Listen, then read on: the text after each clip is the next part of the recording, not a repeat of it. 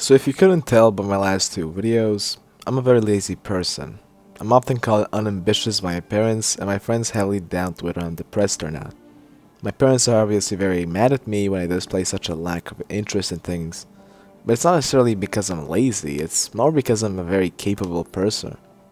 I don't mean to brag or anything, but the one thing I'm confident in is my intelligence. I'm a fairly multi-talented person, I'm very intelligent, and overall just a very capable person. I can do loads of things, and chances are I'm gonna do them pretty good. Despite my laziness, I'm still at the top of my class. One, because I don't want to disappoint my parents, and two, well, it's a boost to my non-existent self-worth. Overall, I can do a lot of things very good if I put my mind to it. And that's the problem here. I don't put my mind to anything. In fact, I say I rarely ever do something on my own free will, and well, obviously I get criticized for it by everyone, and I'm well aware it's wrong, but it's simply because I find things very tiring. I find it hard to commit to something, I find it hard to put my mind to something, and because of that, people think I don't care about anything, or anyone really. But that's wrong. I do care. I care a lot. I care so much I could die for that someone or something. I'm just horrible at expressing myself. And so I have my own little indirect way of showing that I care. But then again, understanding someone's emotions without actually saying anything is hard, so I understand why people have that image of me. Expressing emotions is tiring to me. Putting in effort is tiring. Overall, years of forcing myself to be a loner have left me stuck with a certain lifestyle that, to this day, I'm still trying to change. In summary, I'm a dispassionate, lazy person. So how does all of this have a connection with Hyouka? Well, if you've watched Hyouka, you might already know. Houtaro Oraki.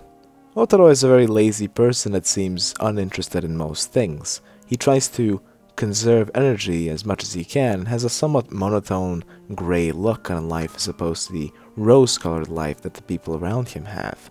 But to Houtaro, life isn't so bright and nice. He doesn't want to put an effort into things or to waste time on anything.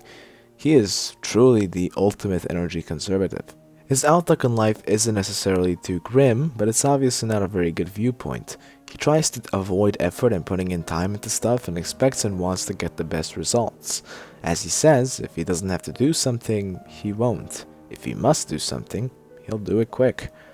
But I think that's a fairly put horrible lifestyle, and I know because I've had that outlook before. I know how it feels, and I know how wrong it is. I think I mentioned this multiple times before, but I was the washout of the class. I'm pretty horrible when it comes to people, not because I don't know how to deal with them, but because I never really tried to deal with them. I avoided everything I found unnecessary, and I included people in that list of unnecessities. Wait, is that a real world? What? What am I? Everything seems so tiring to me, and I found most things to be pointless to put effort into. I thought effort didn't matter in the grand scheme of things because of my past experiences of putting in effort and getting nothing in return. And thus, I eventually acquired this outlook on life. I was always a spectator of things, an outsider that really only observed what other people were doing and never cared to barge in myself. Everyone around me indulged in activities like going out, meeting new people, trying new things, trying to make every single day different overall, while I was there doing none of those. I never tried with anything that I didn't want to do. I was content with living in my own little comfort zone and trying not to spend any time or effort onto things. So you might ask yourself, what's so wrong about this lifestyle? Sure, it was nice to never be bothered by anything, to be an outsider or nothing more to people, and to just be in my own little bubble. But that simply isn't right. To better explain why, I'll give you some personal examples to better understand my point of view. My parents were obsessed with me going to music school because, as I said before, I'm a multi-talented person and music is one of those talents. While I was against it, I went with it simply because I didn't want to disappoint my parents. There were so many people there that were being nice to me, so many people that might have had a chance at understanding me. It could have been a place where I wouldn't feel misunderstood for the first time in my life. I could hone my skills with the saxophone and make use of my talents to become the best saxophone player in town. I was in a place that could have been nice. So what did I choose?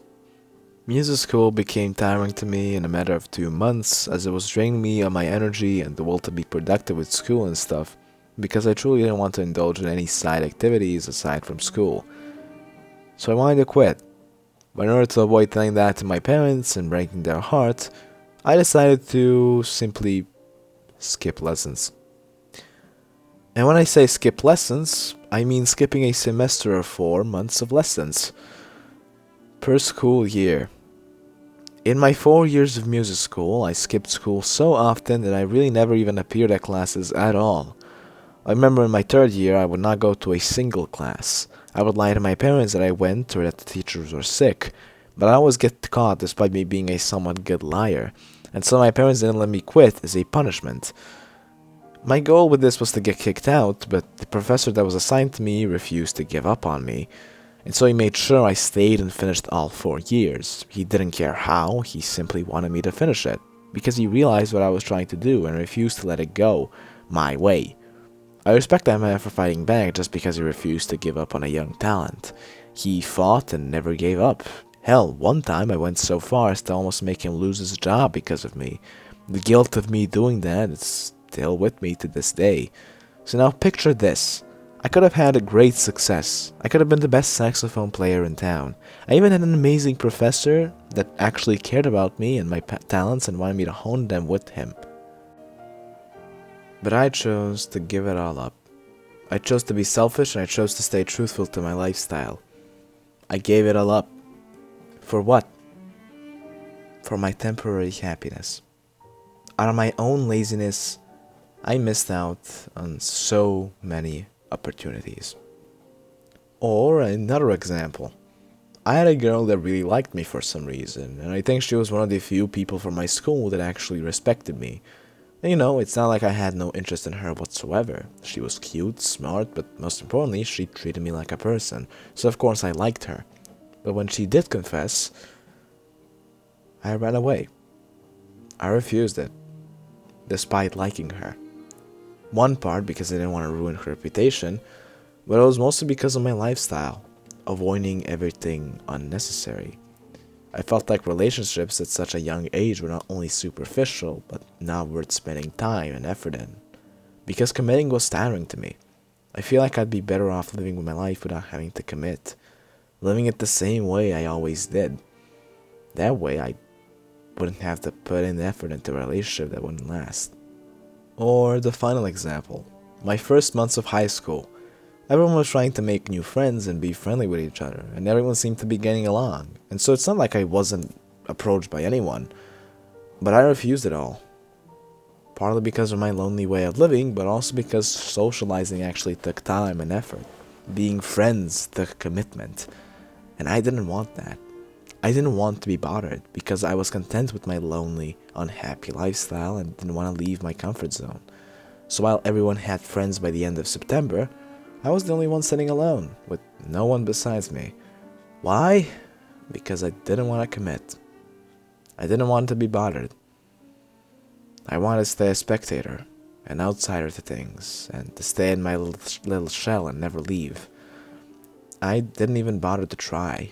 I missed out on actually having a decent reputation this time around, and missed out on making friends with some great people. Then one girl actually approached me and pretty much dragged me out of my seat to sit with them and talk. Against my will. Of course, I was against it, but I kinda played along, and so I was somehow friends with these people now. At the beginning, I was dragged into it, and well, all I ever did was stay silent and just kinda walk and sit with them. I was as silent as a plant, because it was against my lifestyle. Instead of being an outsider, I was now welcome into this group. And I didn't necessarily think of these people as friends at first. I was extremely skeptical and thought they had ulterior motives because no one would do this for me before. My skepticism of people was incredibly big, and it's just a result of my lonely lifestyle over the years. But I guess I finally accepted them when my birthday came around. I'm not someone that gets a lot of gifts for my birthday, if any at all. It's in the middle of summer, school's done with, and well, I don't really celebrate my birthdays in the first place. But these people called me out of my house and told me to come over to a friend's house. At first, I didn't think much of it, but when I arrived, a birthday cake was waiting for me. A worthless, loudly disconnected person like me got a birthday cake. And I cried. I really, really cried. Because it was the first time I ever got that type of treatment. and because I failed to realize that these people were truly my friends, that they cared for me, even if I didn't care for them nearly as much. So, what am I trying to say here with these examples? Why is it bad? It's bad because you're missing out on life. But I've changed. Meeting new people has brought upon me a new perspective. Instead of distancing myself from the people that care about me, I'll try and keep those people around me. I'll cherish them despite the possible outcome of them abandoning or disappointing me. I'll try new things in life. I'll try the mundane things in life. I'll meet new people. I live to do the things that I once found unnecessary, because that's what life is all about. I live to share my experience with people and to not be a spectator as much as I used to have been. I'll try to give people a chance, because my friends gave a chance to a creep like me. What's the point of life if all you ever do is close off and never try anything? What's the point of life if you never indulge in interactions with other people? What good is it for? That is an empty life, a life devoid of happiness.